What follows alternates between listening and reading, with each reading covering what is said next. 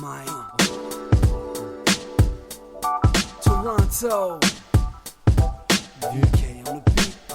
Check. I'm in Toronto where you wanna get the city love. I'm from Toronto where you wanna get the city love. I'm in Toronto like we wanna get the city love. My city love me back for my city love. I'm in Toronto where you wanna get the city Welcome love. to episode 1569 of Toronto Mic'd, proudly brought to you by Great Lakes Brewery, a fiercely independent craft brewery who believes in supporting communities, good times, and brewing amazing beer. Order online for free local home delivery in the GTA. Palma Pasta. Enjoy the taste of fresh, homemade Italian pasta and entrees from Palma Pasta in Mississauga and Oakville.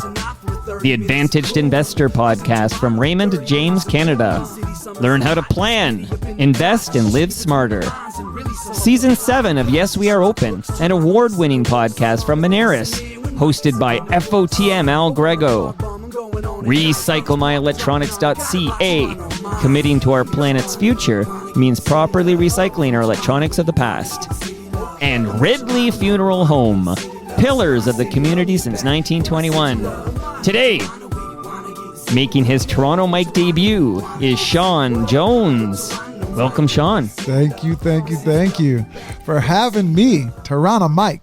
Well, what a pleasure. Toronto or Toronto? No, Toronto's my first name. Okay, my surname is Mike, so you can call me by my title, Toronto Mike. I love it. All right, love it. Toronto Mike. Are you Toronto Sean? Where are you from? I'm living in Hamilton now, but I spent most of my formative years in Mississauga, actually. So That's not Toronto. But that's not close. Toronto. Like I can bike to Mississauga. But how are you enjoying the Hammer? I know a lot of good people living in the Hammer these days. I love the Hammer. Like, honestly, I kid you not.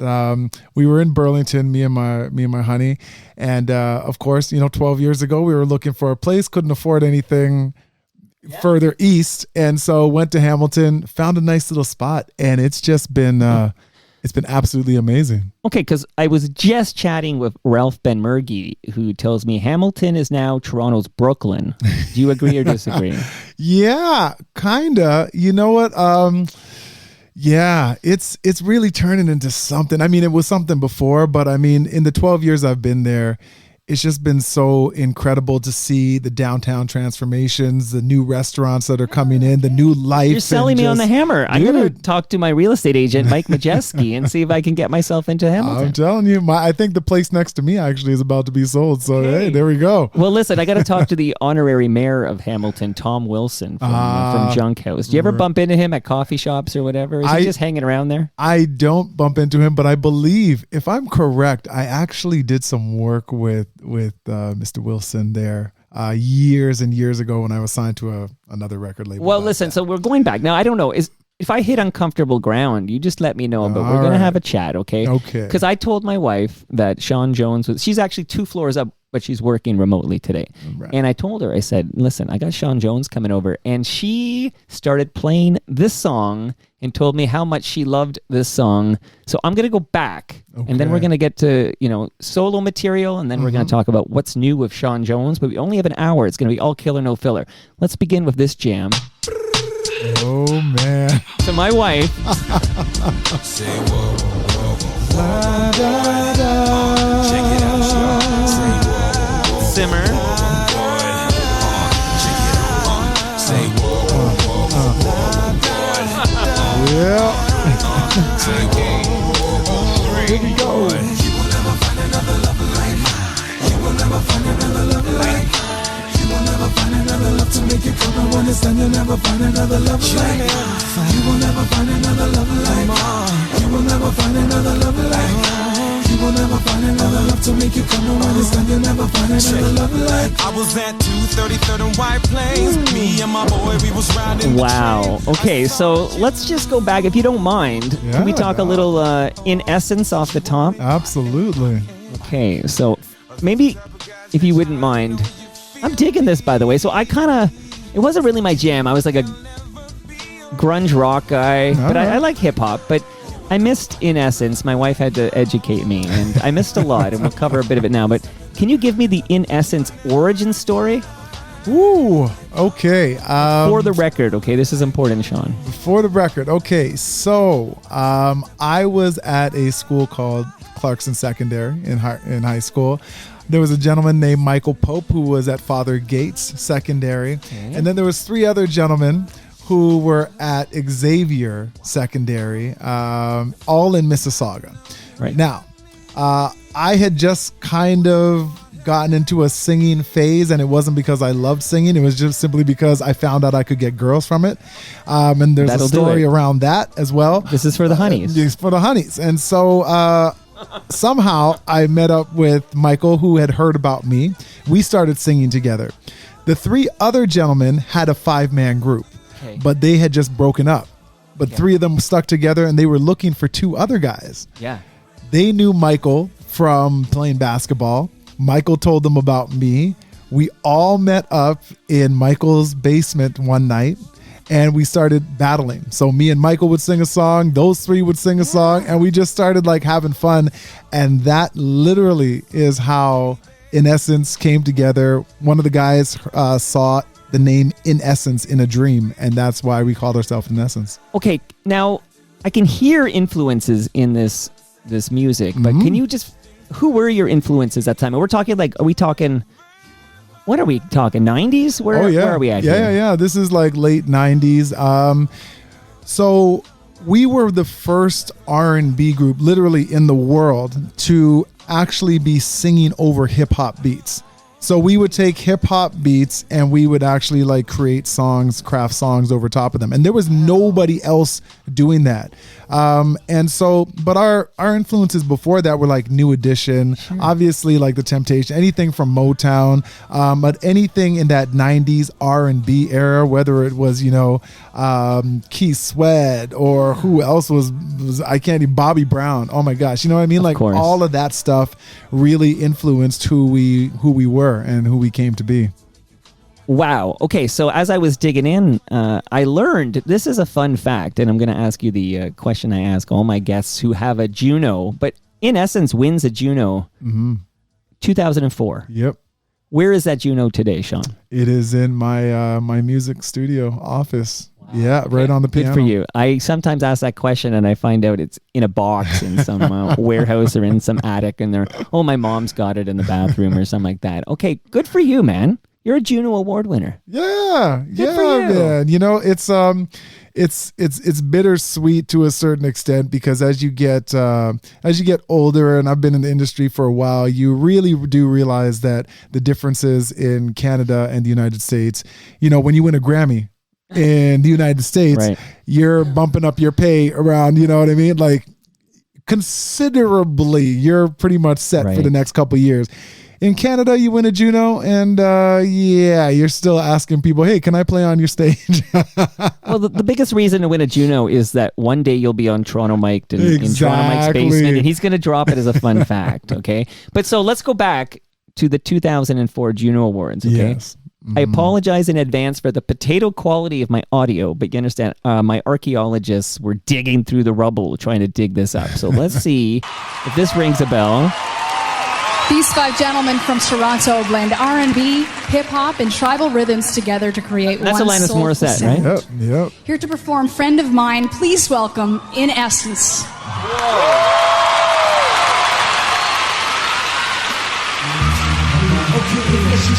Okay, I gotta put you down. Okay, is you want me to be? We used to be a friend of mine, a time here.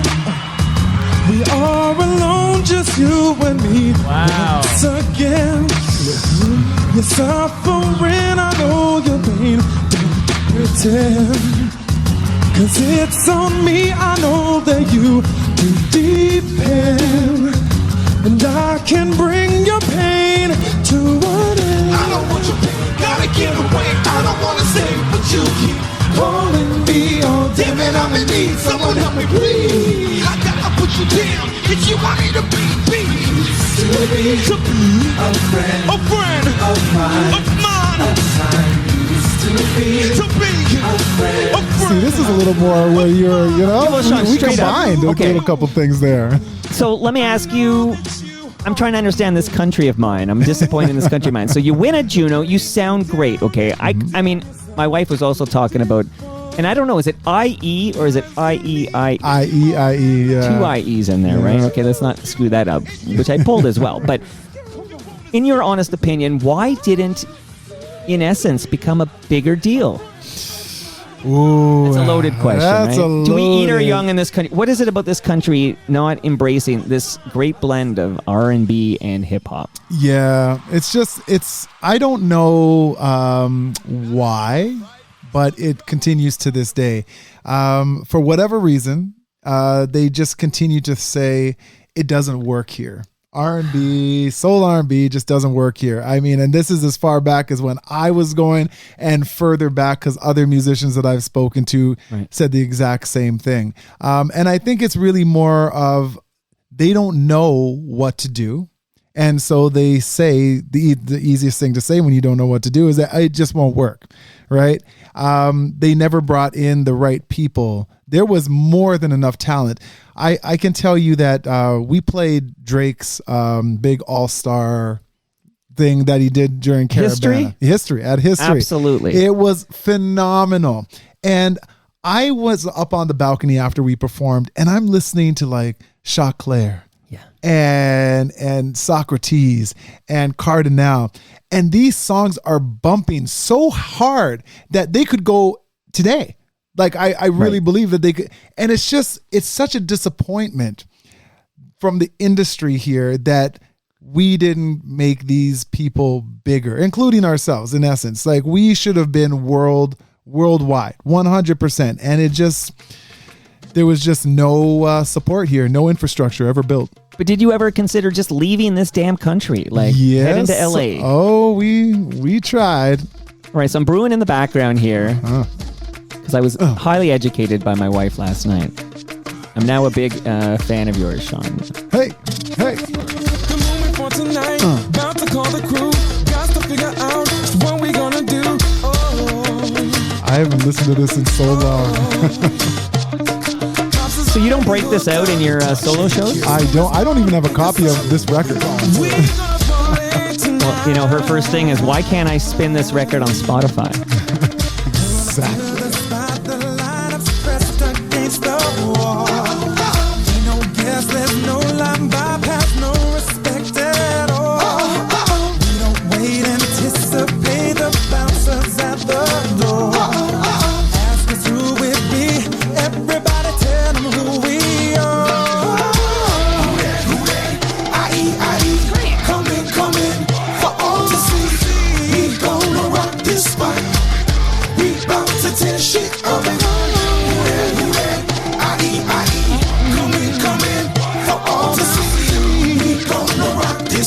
What we do.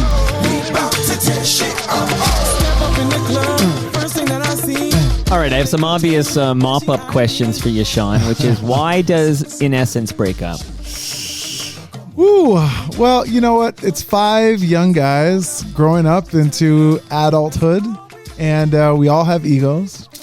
And just over time, things started to build up. But what really was the kicker and the catalyst to it was we had been with BMG and they merged with Sony. And we had a second record to put out, and we really needed to put it out because people were tired of listening to that, right? And so we wanted to continue to make money, and they were like, yeah, we're going to put it out. And it was a phenomenal second album. And they kept on like delaying. And finally we said, listen, if you're not going to put us out, then please drop us.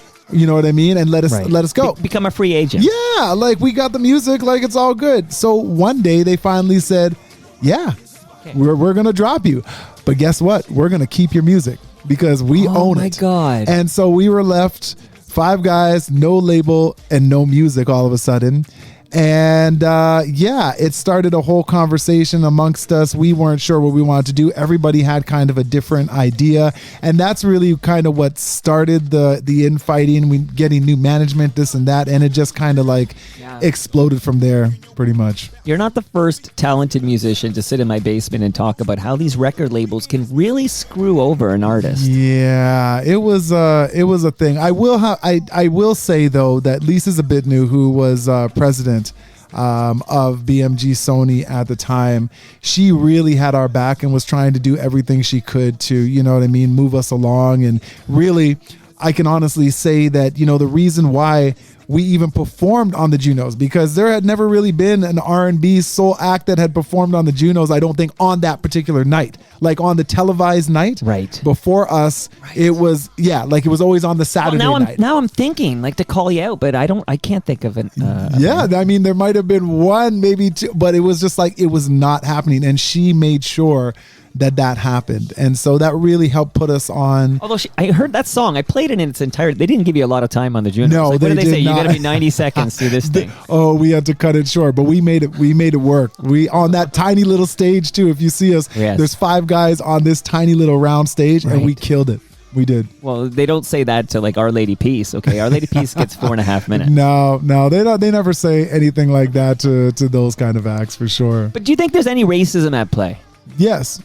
Okay, because I feel like we're dancing around this. Yeah, but, no, there 100% is, and whether people want to admit it or not, they definitely don't. It's been rampant for decades, and like I said, here it's just easier for them to say, yeah, it doesn't work, or to blame the artists themselves. You know, there's so many amazing artists, and I've literally been in rooms where they're just like, oh, she's a diva and and she doesn't know what she needs, and we knew this, and it's just like, nah, you actually had no idea. You're the A&R person. It is your job to find the right material to make this person a star, put all the pieces together. Don't blame the artist because they're being creative and they're an artist. That's what we're supposed to do. You know what I mean? Lady Gaga, like how many different artists? Lady Gaga was not a pop act when she first hit, you know, the record labels. They were like, no, I think this is where we need to go. And they crafted and molded. And then she's very creative, so she took it the rest of the way. You know, Clive Davis has tons of stories about whether it's Aretha Franklin, Mariah Carey, whoever it is that came in and we're like, this is the song I want to sing. And he's like, okay, well, you can try it your way, but promise me we're going to do this song afterwards. And that ends up being the tune that Whitney Houston, like all of these people. So don't blame the artist for being an artist. Blame the label and the people who are working for the label for not doing their damn jobs. And that is what has been going on for years. Well said. But do you find like a rock band, everything the same, except a bunch of white guys in a rock band, they don't have the same struggles that you have in essence? No, they don't, because there's people in the label that actually understand rock music. They actually understand that particular lane. Because they grew up with Trooper. Absolutely. They understand exactly what needs to happen. They understand the clubs that they need to play in. They understand the routing across Canada. There is no clubs for an R&B soul act to play in that you can go across Canada and do that. There just isn't, because it's never been. The radio stations aren't. There's one radio station, you know, maybe 2 or 3 across Canada that play actual R&B hip hop all day, every day. Can you name them? No, I can't. I cannot. I feel like I'm going to shout out Farley Flex. I can see my Maestro Fresh West. Absolutely. Farley was, the state, like they had a state, we had a station, as you know, and today it's playing country music. Yes, absolutely. I mean, we still have G98.7, I suppose. But terrible signal. Yeah, well, this is what happens, right? So we've got no way to support this music. There's no infrastructure. So of course it's going to, they say, fail. However, Drake does very well. The Weeknd does very well. Justin Bieber, who is, maybe he's pop, but he definitely leans on that R&B side, does very well here. Bruno Mars. Any act that comes through Canada can fill up the Air Canada Centre or History or all these other places, but yet it doesn't work in this country. Tell me how that makes any sort of sense, especially since the guys that I mentioned are literally the top 5 people in entertainment, in music right now. Explain that to me. It doesn't make any sense, man. It's all just a cop out. It's an excuse. I could go on for days and vent about it. We're off to a roaring start. Look, we're doing great because obviously there's lots of solo material we're going to cover, and I'm going to tell you how we're connected. And we got new material from Sean Jones, and I got questions about Casa Loma to put a bow on the In Essence segment here. Okay, so you guys reunited for that Drake showcase there at the History. Yep. And what was the name of it again? Roots of the Sixth, or I don't know. I don't even know. Okay, I thought it was like All Star something. I can't remember. I was at Nathan, I think it was 2015. I went to Nathan Phillips Square, and there was this Roots of the Sixth show I was going to because I am just in love with Michie Me. Oh, yes. Okay. She knows it because she's been over several times. Okay. I am in love with Michie Me. I named my first daughter Michelle. Oh, wow. Okay, and I call her Michie Me. Okay. That's where we're at. And of course, Maestro Fresh West was there and the Dream Warriors. And these were all artists I loved in real time at the time. And were they all at this event at History for Drake? Yeah. Yeah. Everybody was there. It was a love fest. Like backstage, it was like one of the greatest. It was really, I wasn't sure what to expect. And, even getting the group back together again, one of the guys like lives in Dubai. So well, that's where I'm going. Like, so you're all friendly, obviously. No, not really. Okay. But did all the OG members collect for that History performance? Oh yeah. We were. So at least you can be in the same room together. Oh, for sure. Absolutely. And it was you know what I mean? I mean, there was even talk of, maybe we should rekindle this that's flame where I'm going, Sean. thing. That's where I'm going. Did you consider... when Bare Naked Ladies, Stephen Page left the band and then they all got together for the Junos. I can't tell you how many people wrote me notes like, hey, do you think they're going to get back together or whatever? And I'm like, I know, I'm pretty sure just talking to the band members, that was a one-off, okay? They're not getting back. That was a one-off. Was this a one-off for In Essence? Yes. Yeah. It's, there's some issues that just still have not been resolved, and some members just don't even really care about music and the entertainment industry anymore, to be honest with you. So yeah, I don't think that'll unless there's a lot of money involved, which that will probably get us back together again, maybe for like a show, but I don't see us creating another record or anything like that. No. All right, so let me know if you want to throw money at In Essence. Yeah, exactly. And then I'll reach out. I'll take my cut and I'll reach out to Sean Jones here. Okay, so now that's disappointing to hear, but it's not surprising. I mean, you're all adults now with your own lives, and someone's in Dubai, for goodness sakes. That's quite a commute to come to. Exactly. You have to get paid a little money for that. Okay, so In Essence, just to put a bow on this, getting screwed over by the record label. Why can't my wife listen to the first album on Spotify? I really don't. Do you care? Don't you? Yeah, I would love for that record to be on Spotify, but we don't. I don't think that we actually own that record, and so there's nothing. We're not supposed to be the ones that's putting it up. It's supposed to be, and they just never dealt with that. And so they don't think there's enough spins in it. I don't know. Okay. They really just but need that to second put that album. on So you had finished an album. You just needed Sony, BMG, whatever to do their thing. And where, like, is that in some vault somewhere? Like, where are the masters for that second album? Well, it never even got to the mastering point. Okay. Like it was mixed. I believe we had everything mixed, but I don't think we had got it mastered yet. That was the last little piece, and we were waiting to see. Okay, well, when is this coming out? And just never. Did you ever happened. rework any of those songs into No. Sean Jones solo material? Oh well. Come on. You must have. Come on. Interesting you say that, because there's actually one song. Actually, it was never recorded though. Like we never recorded it. It was just an idea. Okay. And so I have actually taken that idea and now made it a full song. And next year, you'll hear that probably. You're gonna come back and would you sing it live here? Like, I don't know. Would you sing live down here? I would sing live down here for sure. Like, we're gonna do that next time, because this is like the 1 hour deep dive. You're getting your 101 here, but it's wild to me though that you could have an album, and you were proud of that album, right? It was a good album, right? Oh yeah. No, it was it was a fantastic album, and it was stuff that we were mixing a lot of like we were mixing some folky type stuff. We were doing R&B. We were mashing up a little bit of rock in there. Like it was going to be an album that was going to like really appeal to everybody and show the strengths and the creativity that we had.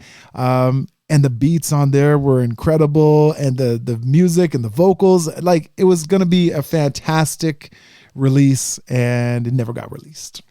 That's lost media right there.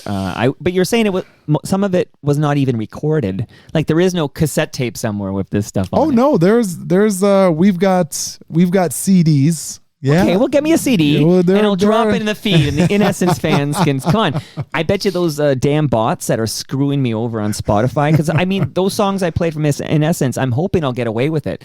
But like lately, I've been having a lot of trouble with Spotify because they'll detect, like if I play 15 seconds of something and fade it down, the bots just starting in October 2024, they'll be like, "Nah, you don't have the rights." Oh, wow. And there is no like SoCan will sell you. It's funny, I just had this discussion with someone on my blog. That's right, I still have a blog, just like In Essence in 2004, okay? But I just had this chat. SoCan will sell you a license for podcasting, but Spotify and YouTube, it doesn't mean anything to them. Like, it doesn't stop them from removing your episodes. Like, so Right. basically, SoCan will take your money, which is maybe ethically makes you feel better that, you know, artists are getting money from you using it on a podcast. So I get that. But it doesn't stop your episode from being removed by Spotify, because there is no, you know, unless you go directly to the artist and spend a fortune, a small fortune, there is no legal way to play copyrighted material on your podcast. Yeah, Spotify, that's a whole other Well- nasty discussion. Ugh. In your career, now we got you solo because In Essence breaks up in 2006. Mm-hmm. Have you made enough on Spotify to buy a Starbucks coffee yet? Nah, I don't. Good question. I don't think so. Possibly. Well, those coffees are expensive, Sean, exactly. so- This is very true. This is very true. That's why I French press it, okay? Pro tip, everybody. So what happens when In Essence breaks up? What happens for Sean Jones? Sean Jones isn't sure exactly what he's going to do. We're going or to talk if- about you in the third person from now on. Exactly. Sean Jones wasn't sure if In Essence was going to get back together again. But in the meantime, Sean Jones had been writing songs, like just getting very creative and enjoying that process. And so Sean Jones went and bought some Pro Tools gear, a little thing, and a new computer and a keyboard, a Triton, and a guitar. And sat up in his room and started creating demos that he was like, okay, well, you know what? If the group doesn't get back together again, I'm just going to bide my time and I'm just going to get a publishing deal. Right. Because I was creating all Because you're a these- songwriter. I am.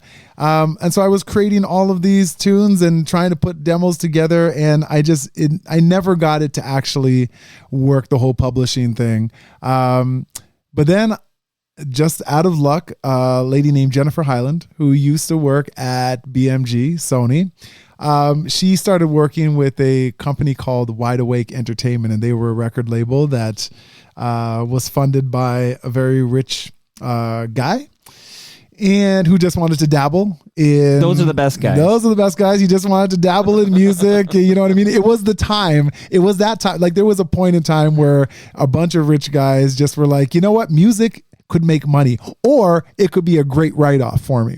So I ended up meeting with these folks, and they signed me to a deal. Wow. To create an album and other things, because they were actually working on a Marvin Gaye movie as well, and they were looking at me and being like, "Oh, well, do you do any acting as well? Because you might Because just you're a handsome mofo. I'm looking right at you, buddy. thank you. And they were like, That's hey. why I'm not letting my wife meet you. They were like, yeah, you could. Let's get you singing. Let's get a dialect coach in, and we're gonna film some scenes and like try and sell this thing to like a Wow. major producer and get this Yeah. movie done. Because that would be an interesting story, Marvin Gaye. Absolutely. So that never ended up happening, and the record label actually ended up being run by someone who didn't know what they were doing. They're actually kind of what do they call them? Charlatans? Oh my goodness. Yeah. Is this a snake oil salesman? What's going on here? It's I don't even Little want greasy? I generally don't say her name too often, but let's just say at some point she managed to get the very rich guy to take $18 million of his money and buy Death Row Records out of bankruptcy. Wow. So now Wide Awake owns Death Row. It's Wide Awake Death Row. Okay. Oh my God. You I didn't okay? know where this story was going. I'm Oh with yeah. you. Okay. Yeah. So, but it gets better. It gets better. Okay. At some point, said rich guy realizes that there is actually no real plan to like make money back off of this Death Row Records thing. The numbers aren't panning out. Right. Lady who convinced rich guy to buy thing goes to, I think it was Connecticut or wherever, or Rhode Island, wherever the company was actually formed, and says to the judge, listen, yes, they bought Death Row Records, but for $18 million, but they sold it to me for $1. So I actually own it. Oh my God. And they're trying to steal it from me.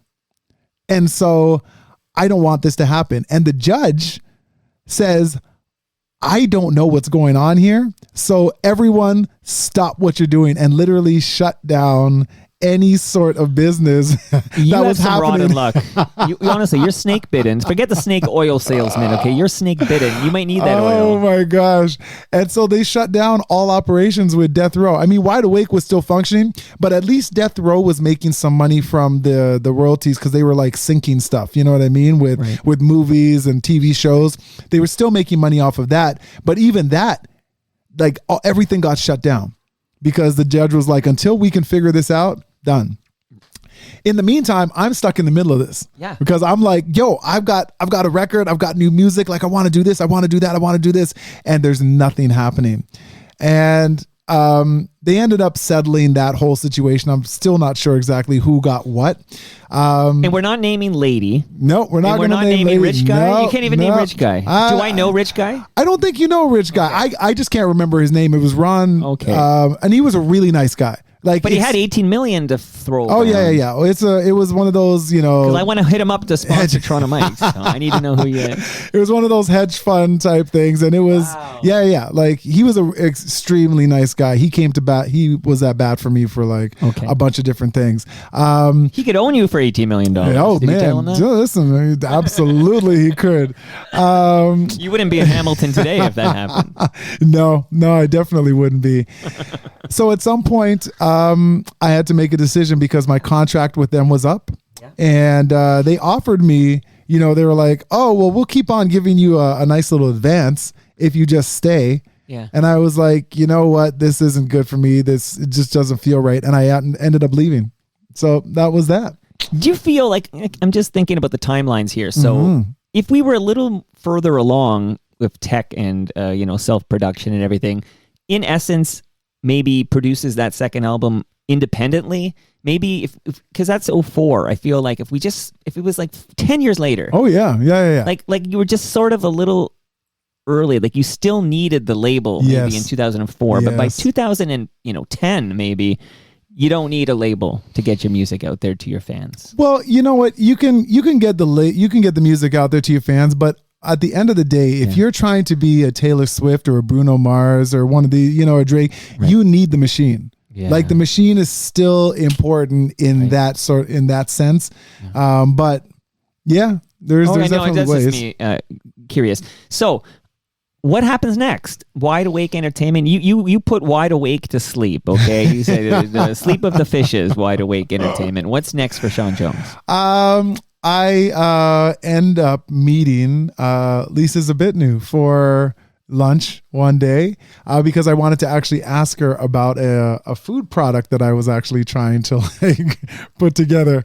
I'm a man of many talents. And you never played Marvin Gaye, right? Like I didn't miss that. I never played Marvin Gaye. That never happened. No. But did the movie ever get made? The movie never got made. And there's plenty of Marvin Gaye projects that are out or trying to get made. But the problem is they can't license the music. Barry Gordy and Motown, they're just not licensing any of his stuff before. I think what was he signed to, Capitol or something like that? And anyways, then they would want some kind of editorial privilege on the well, I'm sure they're asking for all kinds of stuff and to make, they probably have I don't even know, but yeah, that's the reason why you haven't seen a Marvin Gaye biopic as of See, the business side of music ruins the art form for us fans. Yes, it does. I'm as angry about that as I am about the fact I read this morning Doug Ford's getting his jackhammer to dig up some of the bike lanes I enjoy. So, but that's another episode. I won't bog you down with that one. I'm going to have Amber Morley on to talk further about that one, our local city councilor here. Okay, so back to Sean Jones.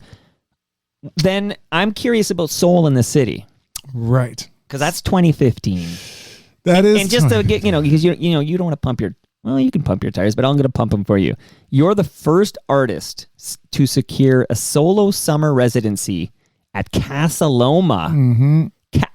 Casa Loma, the only castle I know of in the GTA here. Okay, so how does that come to be? And tell me a little bit about Soul in the City and the Righteous Echo and that what that meant to your. Okay.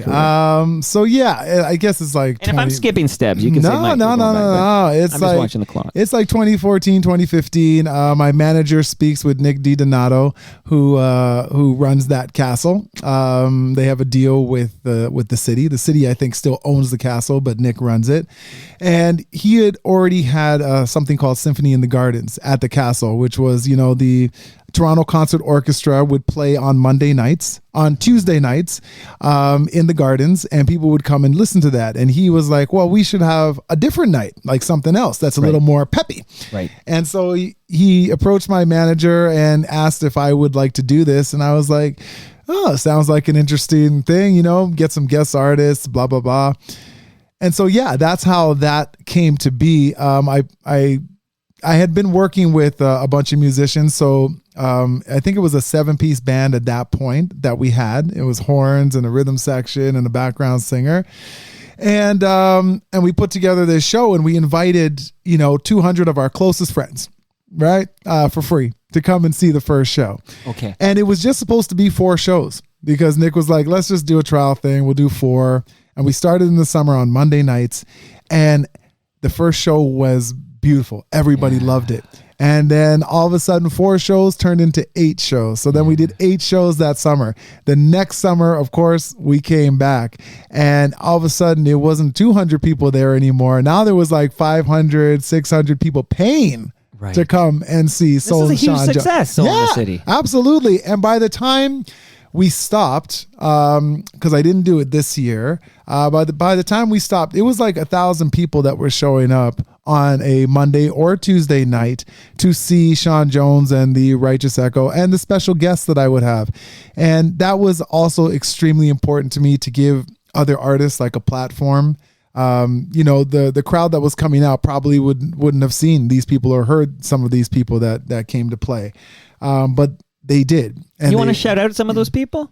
Oh my gosh, who was it? I mean, we had Story and Burton Cummings. Burton Cummings I interviewed in Winnipeg. Of course. Moose Jaw. Shout out to Humble Howard Glassmans from Moose Jaw. I produced their podcast. Okay. I interviewed Burton Cummings in Moose Jaw. It was minus 46 on that day. But I'm not saying it was cold or anything. I'm just saying it was minus 46. I don't even know what that feels like. Exactly. Story, actually, she's the first one that comes to mind because she is actually on The Voice UK right now as a finalist working with Will.i.am. So, I mean, from humble beginnings at Soul in the City to now all of a sudden about to be crush it as a mega superstar. I'm so happy to see that. Oh my gosh, there's so many. Well, maybe I'll take you in a different direction. Claire Davis. Okay. The other direction I take this in is, so you never received a cease and desist from Michael Williams from Munch Music saying, hey, Soul in the City is my thing. No, I didn't receive a cease and desist legally, but I did receive a message from Michael, absolutely, and some of Michael's friends. He texted me yesterday, Michael Williams. He said, I want you to tell this son of a gun that Soul in the City is mine. Yeah, and I think I'm joking. I'm actually just keep talking, but I'm not actually. I'm going to just show you. Let's see here. Here, this is all happening real time. There, I'm pointing to it there. What name do you see above the name Mark? You see there? Michael Williams. That's not a lie. Michael does text me often. Okay. So the funny thing about that entire situation is that it wasn't anything to do with like Michael Williams and the Soul in the City show, which was absolutely phenomenal and so, groundbreaking at the time. Okay. It had nothing to do with that. We were literally looking for a name for the show. And it was like, It's a great name. we're doing soul and we're doing it in the city. Okay. Let's call it Soul in the City. It was never we were never trying to take it as a TV show, nothing like that. Right. And to be completely 100% honest, the crowd that came was more of a white affluent crowd that probably had never even watched Soul in the City when it was on TV. Because they were watching the Pepsi Power Hour, and you know it, right? They were watching anything but that. And so, to try and make it sound like we were trying to like piggyback off of that success and bring it, the people there probably had never watched Right. Soul in the City. Well, let That's me the thing. channel my inner Lorne Honickman for a moment and tell you that Michael Williams doesn't own that anyways. Bell Media owns Yes, it. And I if you didn't know. hear from Bell Media, and they probably forgot that they own Much Music, okay? So it's probably like a pimple on an elephant's back at that point. But I want to shout out WestJet. Because Yes. WestJet stepped up, right? And they were helping to fund some of this, right? Well, yes, absolutely. They were definitely a wonderful sponsor throughout the years. In fact, even when I was recording my record, Something After Midnight or whatever the heck it's called, shows how much You don't even know the name of your own song. of my own records. I know, you're like, Mike, why you play music over my...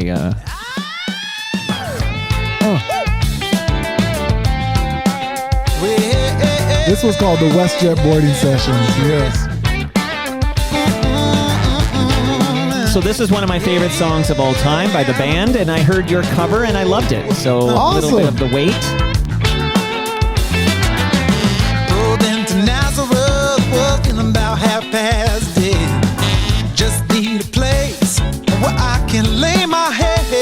I said, hey, mister, can you tell me where a man might find a bed? He just grinned, shook his head, no was all he said. Take a load off and lay, take a load for free. Woo! Take a load off and lay. And put your load right on me. I don't even want to fade it down. It's really great, and it gets better. So this, of course, is this, and I know I was listening to your cover of These Eyes by the Guess Who, and Angel by Sarah McLachlan. So Yep. that's all part of the WestJet boarding session. Which you can still hear on the plane to this day. Yes. And you can see the interviews that I did with Burden Cummings. with Burton Cummings and Sarah McLachlan and Buffy St. Marie and Florence K. Yeah, you're from not Montreal. getting that Buffy St. Marie interview again. She's not talking anymore. Oh, really? You got in, oh, she's done talking. Oh, No, man. you'll never. I will say you'll never hear an objective. Maybe with you, she'd be like, okay, here are the questions you're asking me. You're not asking me anything else. But you're Right. not gonna like she's not coming on Toronto Mike. Let's put it that way. Too But bad, you man. got a chat with her. I did. She's such a lovely person, and the stories that she was telling me and the people that she's met, I'm just like, it blew my mind. Like, we were driving back from the interview, and I was just like, oh my gosh, like, this is unbelievable. Like Muhammad Ali, and like, it's just unbelievable. Oh, it's unbelievable, right? That's all I'm going to say on that subject. Okay, so I mentioned we're kind of connected somehow because I want to get to the new music, and then I'm checking over my shoulder at the time here. We're going to make this an all-killer, no-filler 1 hour, but maybe while the wait's in the background, I'm going to give you a few gifts for making the trek here, Sean. It's really, honestly, we're not done yet, don't get me wrong, but I've loved the chat already, so unless you really screw it up in the back end, okay, you're doing great here. Okay, so I have in my freezer right now a lasagna from Palma Pasta. You can take that back to the Hammer with you. Palma Pasta Oh my lasagna. You're going gosh. to love it. Bro, thank you. I Yeah, love. they don't give you that on the CBC. You know what's funny is that my daughter actually was just asking for lasagna. She's like, Okay.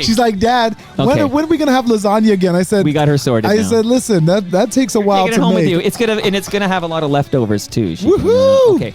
How many kids you got? Oh, just one. Well, that's enough. Okay, you don't need don't get any ideas over here. Okay.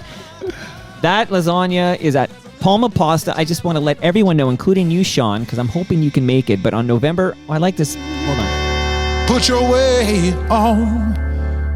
Put your weight on me. Put your weight on me. Okay.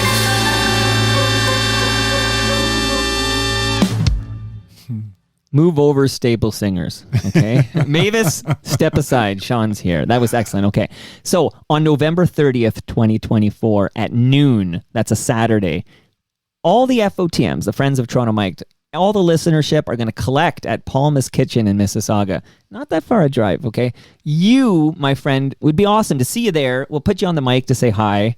And just no pressure, but I'm just letting you know that's TMLX 17, the 17th Toronto Mike listener experience. November 30th at Palma's Kitchen. Well, you know what? What?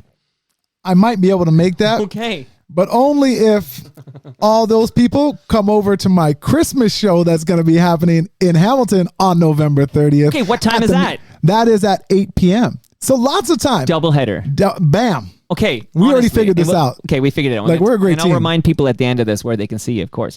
But I will tell you to sweeten the pot. Not only are you going to get fed by Palma Pasta at Palma's Kitchen on November 30th, but I will bring you fresh craft beer from Great Lakes Brewery. Ooh. I have beer for you to take back to the Hammer from Bro. Great Lakes. Bro. You didn't know you were getting beer. I did and not they know. hosted us, but not the brewery. There's two locations, okay? The brewery is great. That's in Southern Etobicoke, but we were at the Brew Pub, which is Jarvis and Queens Quay. We all collected there Monday night for TMLX 16, and it was fantastic. And I want to thank Great Lakes for the food and the drink, and it was unbelievable. And man, if you're gonna go somewhere downtown and grab a beer and a bite, go to GLB Brew Pub at Jarvis and Queens Quay. So you're bringing home the beer, Dude, like, you probably didn't even realize this. It's my birthday today. Like, this I did is not like, know that. This is like, thank you. Like, you could have just You're said, here on yeah, your birthday. I'm here on my birthday. honored. I traveled here Oh my God. for I had you, no idea. Toronto Mike. I'm honored that you're here, and I'm about to blow your mind. And happy birthday to you. So, because it's your birthday, Monera sent over a wireless speaker. Your daughter will probably steal that from you, but it is a high quality wireless speaker from Moneris. But you got to promise me something, Sean. You're going to listen to Yes, We Are Open, an award-winning podcast from Moneris. Season 7 episodes are dropping now. We mentioned Winnipeg earlier because you talked to Burton Cummings. Al Grego went to Winnipeg, and he spoke. I'll tell you about episode 3, which just dropped.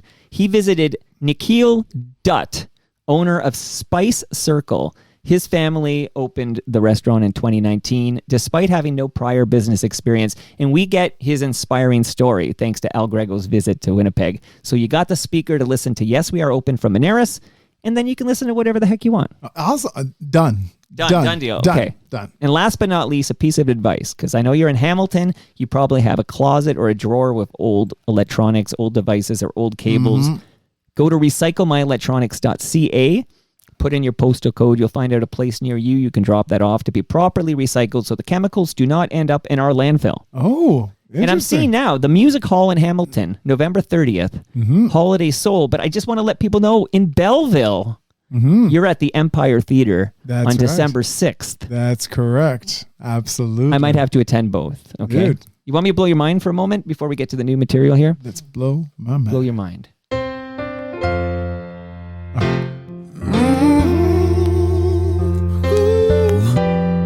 Oh, yeah. Oh, yeah.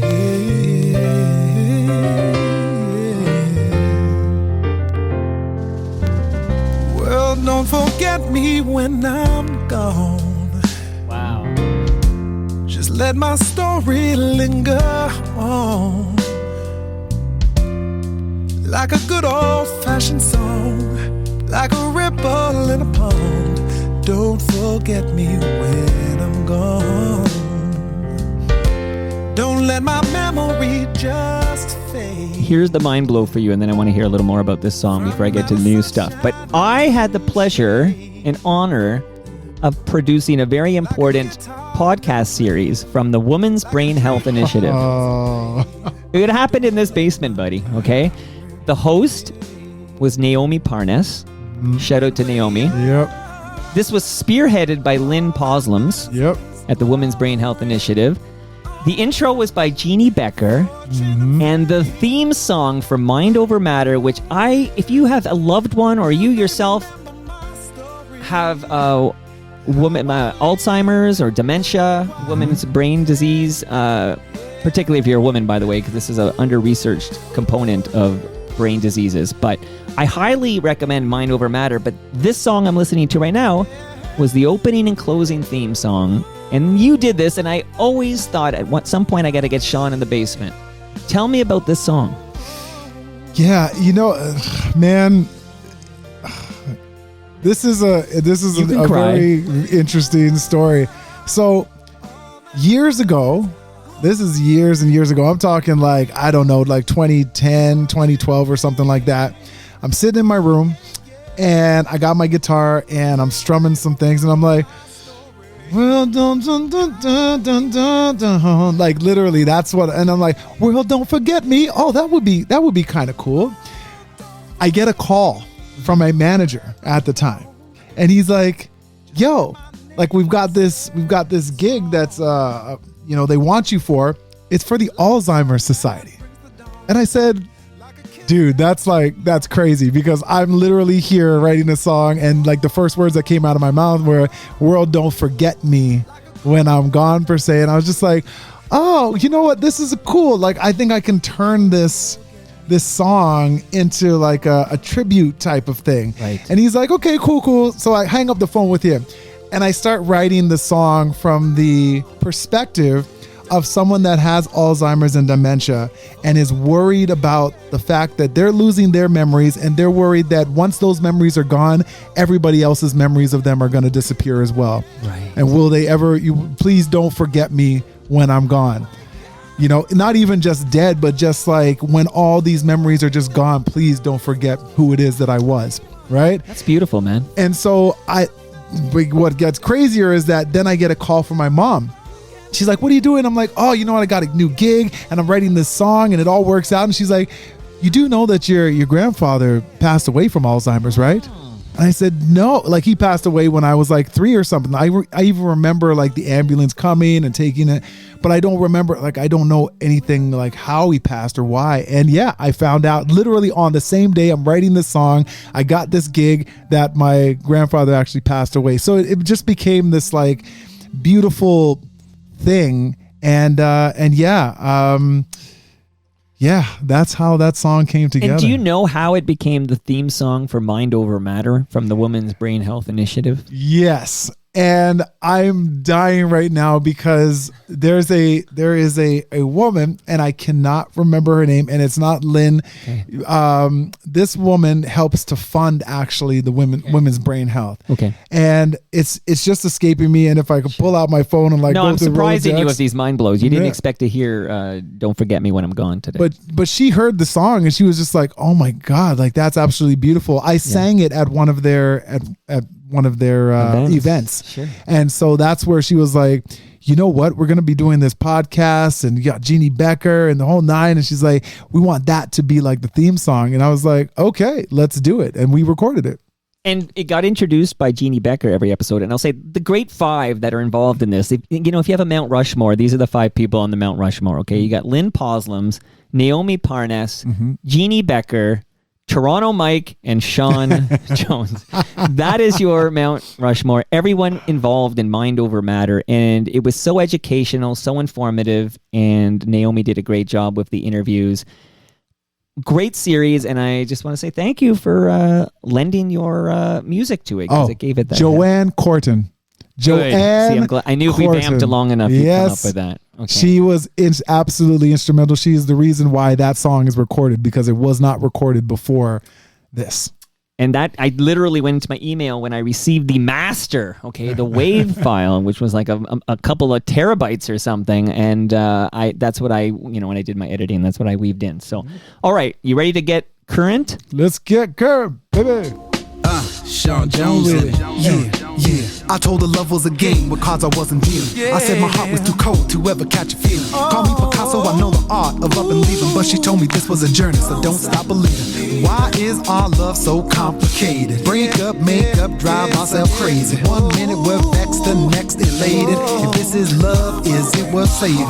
But we push on through the fog and the haze. Are we really in love or just stuck in the maze? I guess some lessons are blessings and some lessons keep us stressing. Maybe this thing is a blessing, or will it break our hearts?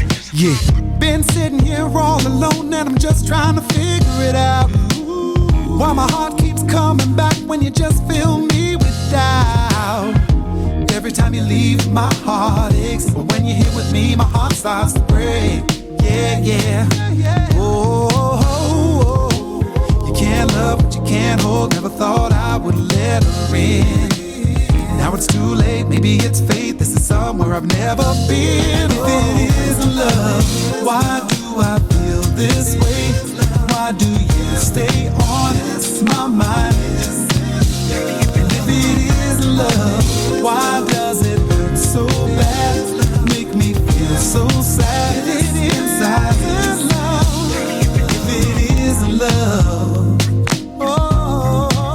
Sean, this is amazing, buddy. This sounds amazing in my headphones right now. Who's featured on this song, If It Isn't Love? By the way, spell love L-U-V, okay, damn it? You damn right, love.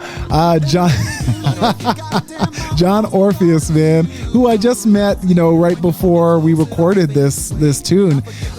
Joel Josephs was the producer, amazing producer, keyboardist, instrumentalist, and he actually put us together. And he's so good. Like his verse on this is just unbelievable. So yeah, it was just the perfect match. Are we really in love or just stuck in a maze? So where did this come from? This is like it sounds great, but where does the inspiration for this particular jam come from? So I had a residency at El Macombo starting in October of last year. This is John. Shout out to Michael Beckerly. Let's turn this up. Chasing the scene we ain't never seen. If it ain't love, girl, just come clean. We come together, we fall apart. We fall apart, you haunt my heart. We begin again, it's hard to start. Stumbling, wondering what we are. I'm blessed to be next to she. Destiny, ain't love set me free. You're my sweetness, you're my ecstasy. I wanna be down till we rest in peace. Man, so good. So I had a residency at the El Macombo, and I wanted to create something different than I had been doing at Soul in the City at Casa Loma. And so I decided to like mash up R&B and hip hop once again, like way back in the day. And so I would take R&B songs and I would put them over top of hip hop beats. And I took If It Isn't Love by New Edition and I put it over top of Tribe Called Quest. It wasn't even Tribe Called Quest. Vibrant Thing. Q-Tips. Q-Tip had a song called Vibrant Thing, and we mashed those two up, and people lost their minds at the show. Like, just lost their minds. Yeah. And so Joel was like, yo, we should do something like this, but like create a new song. And I was like, I don't really know. Maybe we should just keep it the cover. I don't really get it. And he went and produced this song and then like sent it to me. And I was like, he's like, yeah, just try and write something. And all of a sudden, the floodgates opened up, ended up writing the entire thing. That is the first song that I've ever rapped on, ever. And I was a little bit... You wouldn't know it. I was a little bit like, should I be doing this? But at the end of the day, I'm having fun. I'm being creative. I'm not trying to be Drake or I'm not a rapper. That's not what I'm trying to do. I'm trying to bring back that 90s kind of sensibility where people, used to like rap and just it'd be about love and fun and about the flow more so than, you know what I mean, like trying to be cool about absolutely everything. So okay, but one of the problems we have is places to play, right? We still have this issue here. So the El Macombo, we can add that to the list of like R&B friendly venues here. Absolutely. When are you going to be back at the Elmo? Do you know? I'm not sure. Like I said, I'm doing these Christmas shows, and it'll probably be next year for sure. It's such an amazing venue, and shout out to Mike Shalou and Daniela. Mike Shalou was here like 2 weeks ago. I got to shout him out because you see there's a bag here that El Macombo since see, I didn't get one of those. See, you see what I mean? This is the problem. I'm gonna take a picture of that and I'm gonna be like, yeah. You want one of those bags? I want a T-shirt. I know they sell them or whatever. I got to get an El Macombo since 1948. Okay, well we're both gonna hit him up for but some swag. But I'm shouting out Mike because he was on a show called Feminine Warriors, and it just so happens the Feminine Warriors are after you. Once you say goodbye and we take our picture by the Toronto tree, Feminine Warriors are doing 3 episodes of their fine podcast. And Nice. They introduced me to Mike. And you mentioned Weckerly, who I have never met, but I will say his mother was a teacher at my high school. Oh, wow. So that's how I'm connected to Weckerly. I don't know if that means anything in this world, but it's a small world story here. But you'll be back at the Elmo. I will 100% be back at the Elmo. Love the Elmo. So, like, where are we at now? You got that new song. Mm-hmm. like give us the. I know we spent like 55 minutes on In Essence, and now we have 2 minutes about what's going on right now. No, it's all good. But I'll remind people that Holiday Soul is at the Music Hall in Hamilton, November 30th. So everybody goes to Palma's Kitchen at noon for TMLX 17, and then you got plenty of time for the evening, the night show at the Music Hall in Hamilton. That's right. I'll make sure Ben Murgie's there. And December 6th, Holiday Soul is at the Empire Theater in Belleville. Like, is there new, like, what else can we expect from Sean Jones? I've got some more music that I have. Well, actually, I've recorded like 2 other songs that are still to come out. They were supposed to come out this year, but things got backed up. Right. But I have more ideas to record, like a bunch of stuff. And so, yeah, next year, the floodgates are going to start to open, and I'm just going to start releasing music. And we're going to find another spot to do a residency at outside in the summertime. That's the most important thing. Maybe I'll get you to play a TMLX event. Hey, at the brewery in June. You let me know, man. Let me know. But we only pay in pasta and beer. I don't know if that's a deal breaker. Well, you know what? Let's just do it. Let's do it. I need to fill my belly. You get a speaker from Inaris. I have one more thing for you. Oh, more goodies. Since it's your birthday, Ridley Funeral Home, pillars of this community since 1920. I thought you were going to give me a casket or something. Well, you see how you play your cards here. It's your first appearance, but that is a measuring tape from Ridley Funeral Home. Woo, okay. You know what? I don't need to know what you measure with that thing, but I do have to know, and you can lie to me, because what would I know? But this is your birthday. How old are you now? 48. 48? You look great for 48. Thank I thought you. I was talking to a guy 15 years younger than me. No, I only got a man. couple on you. Jesus. Yeah. Okay, don't look at this photo I take. You're going to see this is Sean with his dad. That's Sean with his dad. Okay, dude, I enjoyed this very much. Was this okay for you? Of course. Yeah, man. Thank you so much for having me. I would love to come back. Wink, wink. Yes, absolutely. Yeah, Sean. you'll be back. Toronto Sean. Yes. You might be my new co-host. You kidding me? Oh, damn. Mississauga Sean. Well, that's a request from my wife. Can Sean Jones visit every week? So I have to make her happy. You know how that's like. But, dude, honestly, loved it very much. We'll take a photo by the tree. I'll get your lasagna out of the freezer. Everything else here, of course, is yours. Thank you, Great Lakes. Thank you to Moneris. Thank you, Raymond James Canada. Thank you, Recycle My Electronics. And that, I got to go hard on that. That's a Stu Stone request, okay? And that brings us to the end of our 1,569th show. Wow. Congrats. 69, that's a lucky number. That is a lucky number. Remember, I don't need to know what you measure with that thing, okay? You can follow me. Go to torontomike.com. Where would you send people for more about Sean Jones? SeanJonesMusic.com or just Sean Jones Music on my socials. Instagram, hit me up there. But SeanJonesMusic.com. Yeah. And I'll let people know that Sean's spelling is S-E-A-N. Because there's many ways to spell Sean. It is, but only one Sean Connery. So just think of Sean Connery. Oh, now I'm going to speak in my Sean Connery brogue for the rest of my extra. Much love again to all who made this possible. Okay, see you tomorrow. We mentioned a couple of times Winnipeg, and we mentioned Burton Cummings. Mm-hmm. And returning to the program tomorrow is Robert Lawson, who is the official Randy Bachman fact checker, and he wrote a book about the Guess Who, but he's got a new book about little Stephen Van Zandt from the E Street Band and Sopranos, and we're going to have a chat. I got some fact checking to do about Randy again. Sorry, Zweig, but I got to do it. But then we'll talk a little about little Stephen, and it'll be a lot of fun. So Robert Lawson's here tomorrow. See you all then! I know it's true. How about you? How they're picking up trash and they're putting down roads. And they're brokering stocks, the class struggle explodes. And I play this guitar just the best that I can.